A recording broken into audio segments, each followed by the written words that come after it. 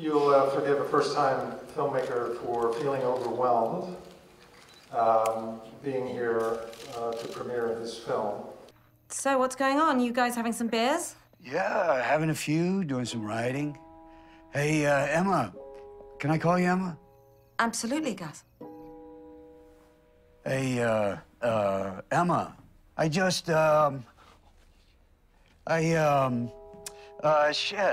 I don't know what I was gonna say, Emma. Hey, I just like your movies. I think Directors Guild yet, so. For people who haven't seen Collaborator, could you describe the movie?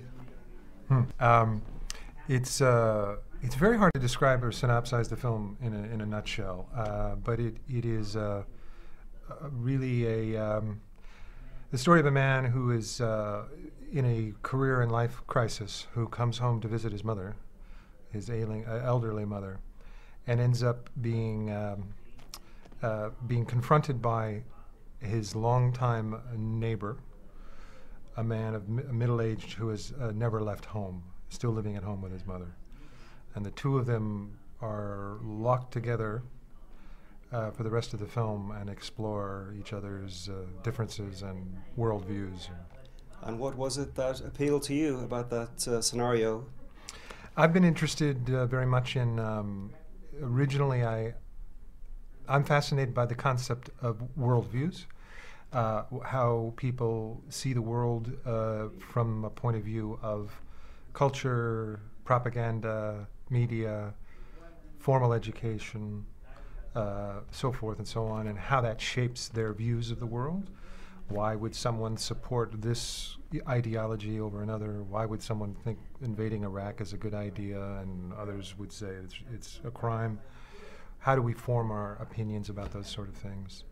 How much of it is emotional and how much of it is rational and based on evidence and things like that? That's not what the film is about, but that was a starting point for me in writing this film to explore these characters because they sort of represent the polar opposites of those. Your character, Robert Longfellow, is back home at his mother's house. He's got his old Who posters on the wall. He seems to me both to be at home and kind of out of his element.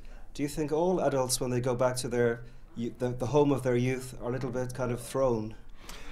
My experience of going back, my parents are both have passed away, but my experience, even well into my 40s, of going home to visit mom and dad, was that you immediately returned to being 14 years old. And you fall back into the old dynamics that you had before you left home. So there is that in this film. I do see. I agree with you. There is a certain in an almost subconscious way, he tries to recapture his adolescence, and he looks so foolish doing it, you know. But yeah. Tell us about the title of the movie, Collaborator. The two main characters speak about writing, and they, in a way, collaborate. Is that what the title is getting at? Yes, the original title the working title for a long time was Longfellow, the lead, my character's last name, Robert Longfellow. I wrote it and we developed it and shot it as Longfellow. And it was after the film was finished, my executive producer, Ted Hope, very experienced in these matters, and suggested that maybe we could find a stronger title. And we went through dozens and dozens and dozens of titles, and I don't remember at what point it was that Collaborator popped into my head, and everybody seemed to like it, and it works for the film. It's very concise, and it follows my belief in, that we're all collaborators in life. You've worked as an actor with a lot of directors, and you're most notably associated with the director Hal Hartley.